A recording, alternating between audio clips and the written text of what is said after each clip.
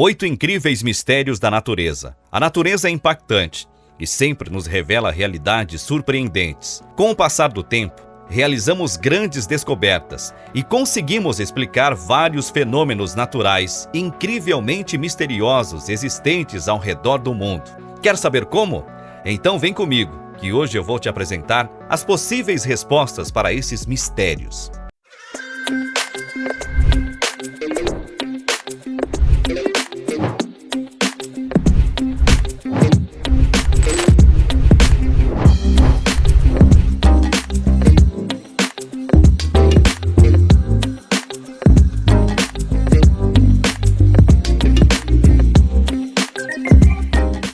Olá pessoal, tudo bem? Bem-vindos ao Conhecimentos do Mundo.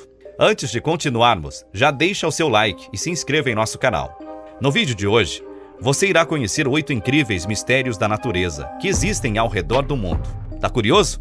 Então continue nesse vídeo, pois irá se surpreender. Luzes de terremoto.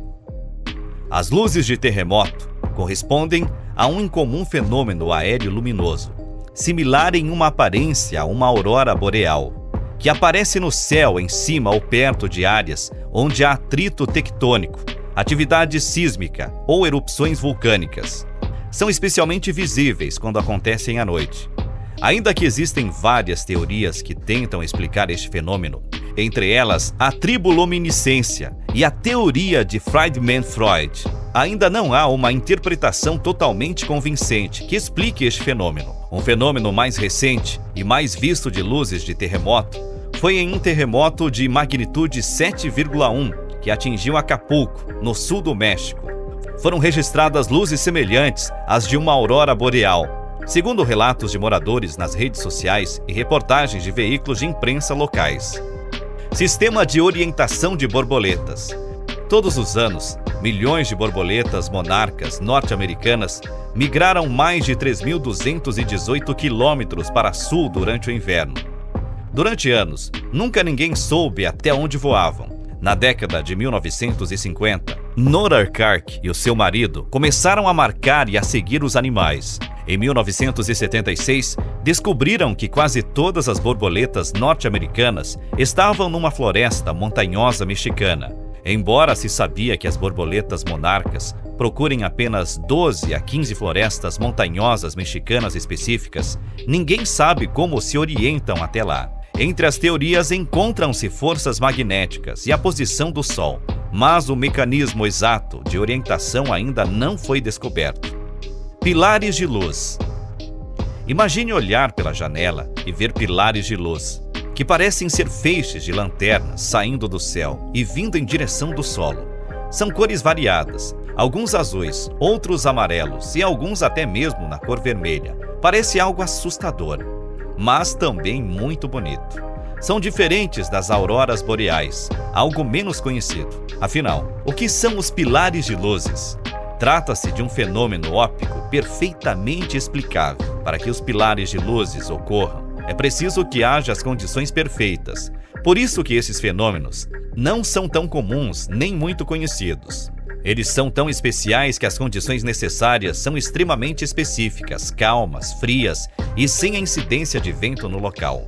Quando a atmosfera está fria, pequenos cristais de gelo se formam na atmosfera. À medida que descem pelo ar, esses cristais se orientam hexagonalmente e em um momento funcionam como um grande espelho. Esse espelho refletirá. Então, fontes de luz em feixes, sejam fontes naturais, como o Sol e a Lua, sejam fontes artificiais, como lâmpadas e iluminação pública.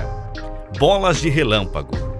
As bolas de relâmpago, também conhecidas como raio globular, é um fenômeno extremamente raro e, quando ocorre, dura apenas alguns segundos e por isso é difícil de ser registrado por alguma câmera. Relatos apontam que as bolas de relâmpago possuem uma variedade de cores entre azul e laranja e que muitas vezes é acompanhado por um som de assobio. Dados científicos sobre os raios globulares naturais ainda são escassos, devido à sua raridade e imprevisibilidade. A presunção de sua existência baseia-se em avistamentos públicos relatados e, portanto, tem produzido resultados um pouco inconsistentes. Diante de tais incoerências e da falta de dados confiáveis, a verdadeira natureza do relâmpago globular é ainda desconhecida. Muitas hipóteses científicas sobre os relâmpagos globulares foram propostas ao longo dos séculos. Em 2007, o pesquisador Gerson Paiva conduziu e publicou uma pesquisa experimental pela Universidade Federal de Pernambuco, em Recife, no Brasil, feita com base em dados espectrográficos que foram registrados por acaso, onde propõe a hipótese do sílice vaporizado. Esta hipótese sugere que o raio globular consiste de sílice vaporizado, que queima através do processo de oxidação. Linhas de Nazca. Cobrindo cerca de 450 km² de deserto costeiro, as linhas de Nazca são obras de arte de grande tamanho espalhados pela planície peruana. As linhas assumem formas de animais, plantas, geométricas e humanas, sendo visíveis no ar como se de gigantes desenhos se tratassem. Acredita-se que tenham sido construídas pela civilização Nazca há mais de 1000 anos, entre 500 anos antes de Cristo e 500 anos depois de Cristo. Contudo, ninguém sabe sobre o propósito destas construções. Até 1997, pensava-se que as figuras faziam parte de um calendário astronômico, mas a teoria foi posta de lado. Pedras rolantes do Vale da Morte. No Vale da Morte, na Califórnia, existem forças estranhas em ação. Forças que conseguem empurrar grandes pedras sobre uma superfície plana de um lago seco. Sabe-se que as pedras se movimentam pelo rastro que deixam, mas nunca as viu movimentar. Nos anos 1960, geólogos californianos iniciaram um programa de monitorização durante 7 anos e verificaram que algumas pedras se movimentaram cerca de 200 metros durante esse período. A análise ao rastro das rochas revela velocidades de 1 metro por segundo, e na maioria dos casos as pedras movimentavam-se no inverno. A teoria mais credível é que as rochas utilizem o mau tempo, nomeadamente o gelo, para se deslocarem sob a ação do vento, mas esta ainda é uma teoria a provar. Chuva de animais. A chuva de animais é um fenômeno natural que é considerado comum e que já aconteceu em muitas regiões, cidades ao longo da história. Segundo alguns relatos históricos, em 1968, na cidade norueguesa de Bergen, ocorreu uma chuva de ratos. Já na cidade inglesa de Essex, ocorreu uma chuva de peixes, como salmão, arrangue e merluza. Estes peixes foram vendidos pelos comerciantes locais. Além disso, na cidade norte-americana de Marps, em janeiro de 1877, houve uma chuva de inúmeras cobras que mediam 30 e 50 centímetros. Em julho de 2006, em Schenectady, uma cidade do estado de Nova York, aconteceu uma chuva de pássaros de frente a um hospital da cidade. O local teve que ser interditado por causa da grande quantidade de animais.